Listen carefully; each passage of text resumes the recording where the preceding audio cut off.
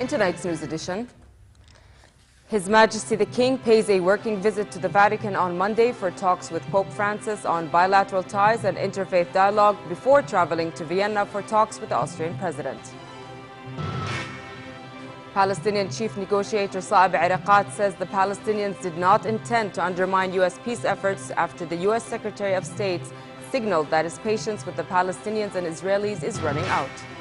And tight security in Kabul ahead of Afghanistan's elections tomorrow, and a veteran Associated Press photographer is shot dead and reporter is wounded in the eastern parts of the country.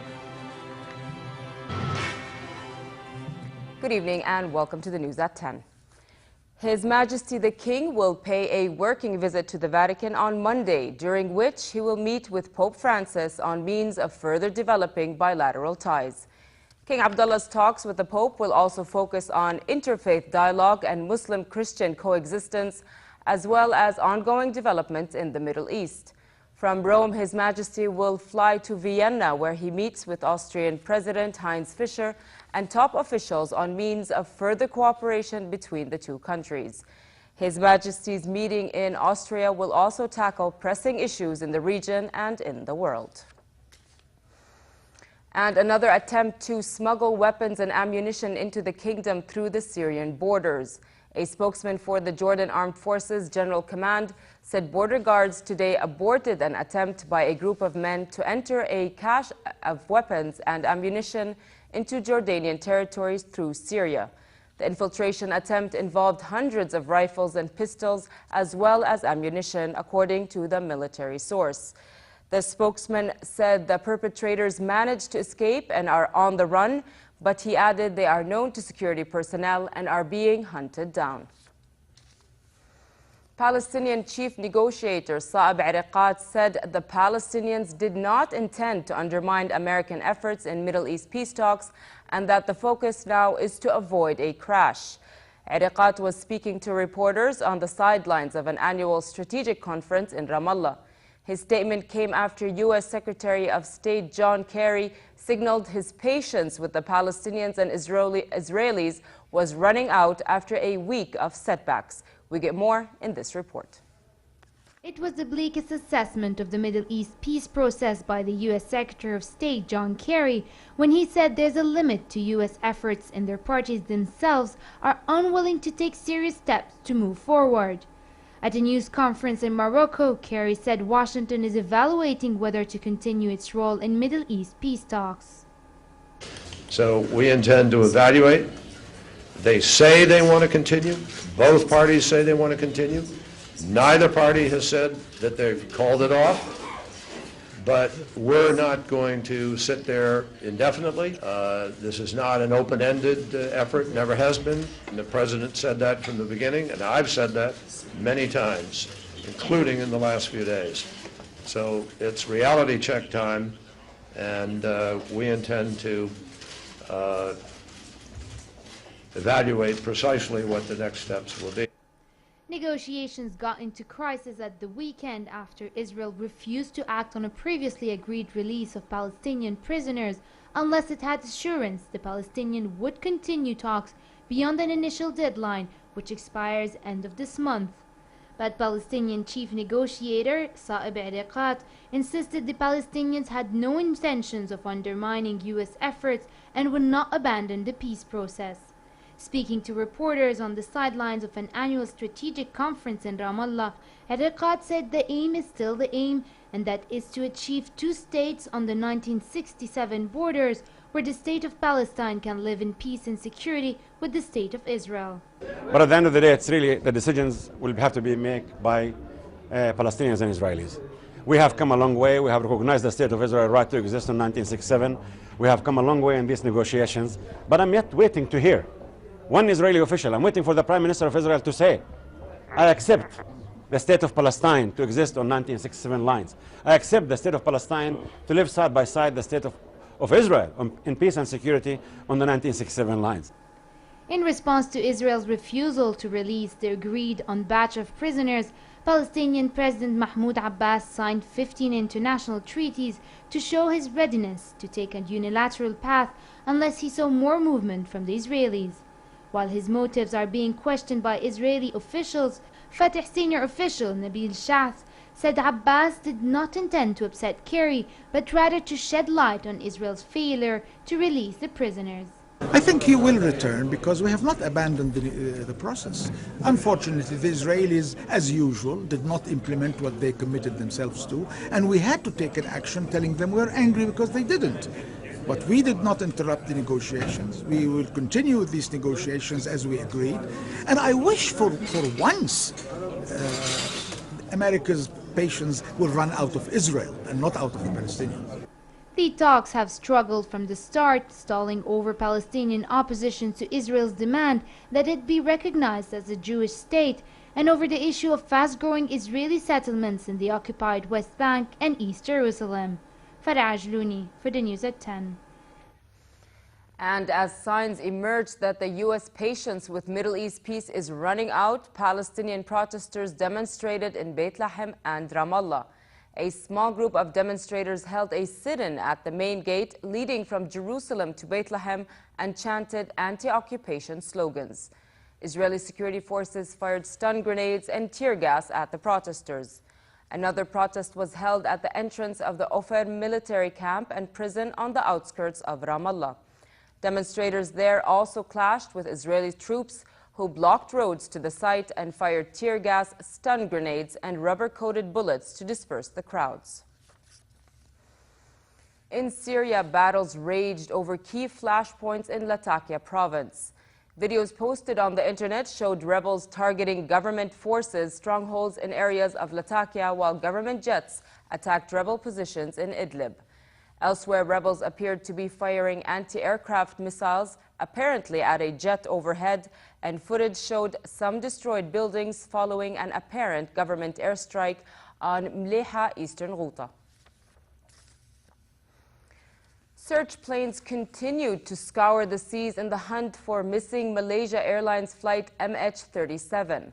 On Monday, it will be 30 days since the jetliner lost communication and disappeared from civilian radar. Up to 14 planes and 9 ships have been scouring the search area. The search for the plane also headed underwater, with a U.S. Navy high-tech black box locator deployed for the first time as the battery life of the cockpit data recorder dwindles.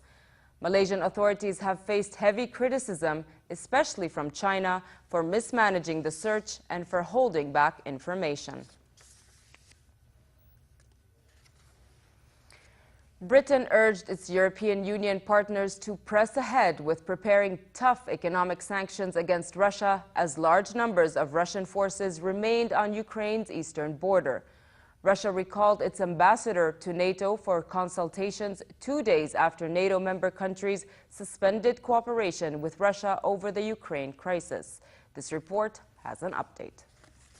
Russia's annexation of Crimea Peninsula is now raising questions about the bloc's long-term policy towards Moscow and about the EU's ability to support the stability of the region. The European Union's Foreign Policy Chief Catherine Ashton said Russia's claims to be moving troops back from the Ukraine border are being carefully monitored. We are watching very carefully what happens. The description that somehow troops were moving back has not been verified by NATO. It is really, really important that Russia shows that it is serious about de-escalation by moving troops back. And British Foreign Secretary William Hague said Europe should press ahead with the drawing up tough economic sanctions because Moscow has not reduced tensions over Ukraine. We haven't seen real de-escalation by Russia, and therefore Europe must not relax in preparing a third tier of sanctions and making sure we continue to have a strong and united response. Meanwhile, Russian Foreign Minister Sergei Lavrov is urging Ukraine to carry out genuine rather than cosmetic constitutional reform, pressing Moscow's call for the former Soviet Republic to give more power to its regions which have many Russian speakers. One needs to stop meddling in the internal affairs of Ukraine, otherwise it looks like the West has taken up the role of arbiter of Ukraine's fate, while the current authorities, as I have already said, lack significant independence. Earlier, Ukrainian Prime Minister Arseniy Yatsenyuk said his country will never recognize the annexation of Crimea and warned the USSR resurrection would be the biggest disaster of the century. Luay Balqar for the News at 10. The U.S. military is continuing to investigate the motive behind a shooting rampage at Fort Hood in Texas yesterday that killed 3 people. All 3 were male soldiers in their 30s, according to friends and family. The rampage, the 3rd shooting in a military base in the U.S. in about 6 months, along with a series of shootings in public places, has intensified a national debate over gun violence. Ivan Lopez, a 34-year-old soldier battling mental illness, is suspected of killing the 3 and wounding 16 others with a recently purchased pistol before turning the gun on himself. In Afghanistan, all election campaigns have now come to an end, and preparations work for election entered the final phase amid tight security.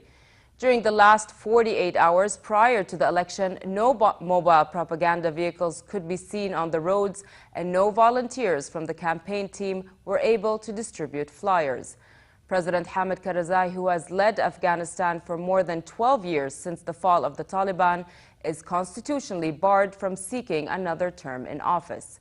To win, a candidate must secure more than 50% of valid ballots. Otherwise, the top 2 candidates go into a runoff. Here's more in this report. Afghans are expecting trouble when voting gets underway in Saturday's presidential elections. The Taliban's pledged to disrupt the polls through a campaign of bombings and killings. Outgoing President Hamid Karzai is urging the nation to respond to the threat by making sure they turn out to vote. The significant participation of our people in this election will be the biggest guarantee of the continuation of the Islamic Republic of Afghanistan. A strong participation will be the greatest response to those who believe violence and destruction will act as a deterrent against our people. Security has been beefed up in the capital on the eve of the election. A day earlier, ballot boxes started arriving at polling stations around the country. There are nearly 28,500 polling centres. At least 10% are expected to be closed because of security threats. The vote will be monitored by around 200,000 Afghan observers, but again, security fears are likely to make their spread across the country uneven. In eastern Afghanistan, meanwhile, a man dressed as a policeman shot 2 foreign journalists, killing 1 and critically wounding the other. Islamabad-based AP reporter Kathy Gannon was wounded, and her photographer was killed on the spot after the gunman opened fire on them in their car. The assault on the journalists came just weeks after an Afghan journalist with Agence France Presse news agency was killed alongside 8 other people when Taliban gunmen opened fire inside a luxury hotel in the center of the capital, Kabul. Over to India, where 3 men were sentenced to death yesterday for 2 gang rapes last year in Mumbai, the first time capital punishment given for rape that did not involve the death of the victim. Their attacks included a photojournalist that sparked protests in the city and raised fresh questions about attitudes towards women in the world's largest democracy. The accused were also found guilty in a separate gang rape case of a telephone operator at the same compound in July of last year. Women's safety in India has been under the spotlight since most sex crimes in India go unreported and most offenders go unpunished. But a stream of high-profile attacks has raised concern that little has changed. Claude Monet's iconic 1907 painting of water lilies stole the show at Christie's auction house preview in Hong Kong. The piece is expected to lead Christie's Impressionist and Modern Art evening sale in New York next month.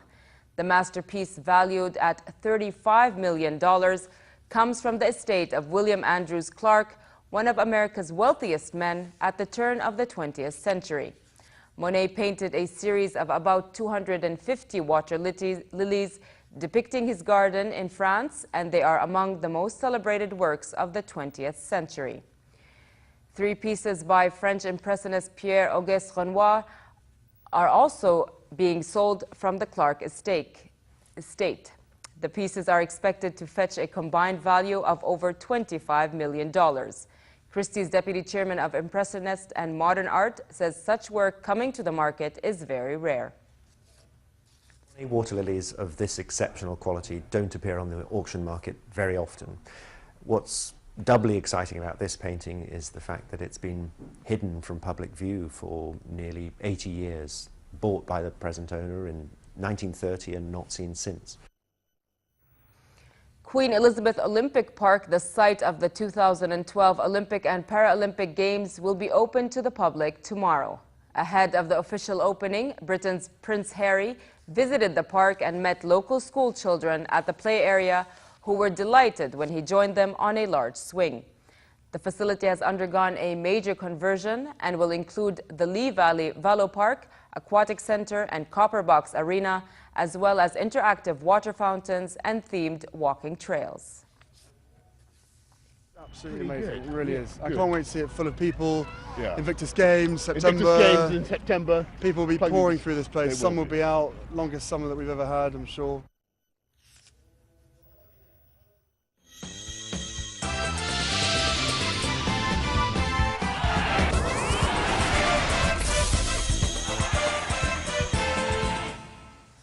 Real Madrid will rest La Liga's top scorer Cristiano Ronaldo in tomorrow's match at Real Sociedad to give him time to recuperate ahead of the Champions League next week.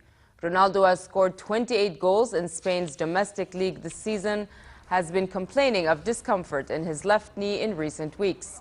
The Portugal captain limped off near the end of Wednesday's Champions League quarterfinal, and Real's coach, Carlo Ancelotti, is not taking any risks with the world's most expensive player. Anything other than a win for Real against sixth-place Sociedad could severely dent their chance of winning La Liga.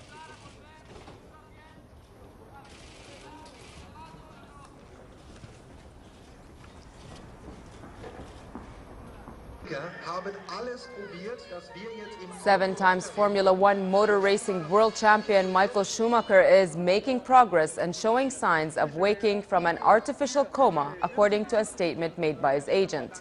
The 45-year-old slammed his head on a rock while skiing in the French Alps in December of last year.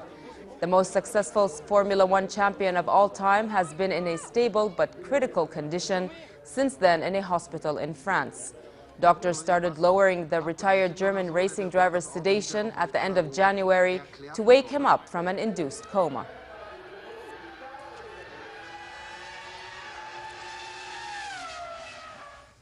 And finally, cold tonight in most areas with low-altitude clouds and northwesterly moderate winds. Tomorrow, fair conditions prevail across the country with partly cloudy skies and northwesterly moderate winds.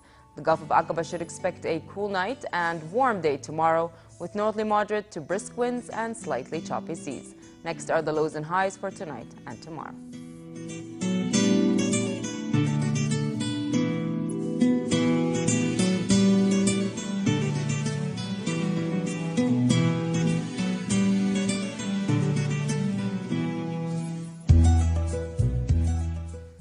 To end the news, here's a reminder of our top stories.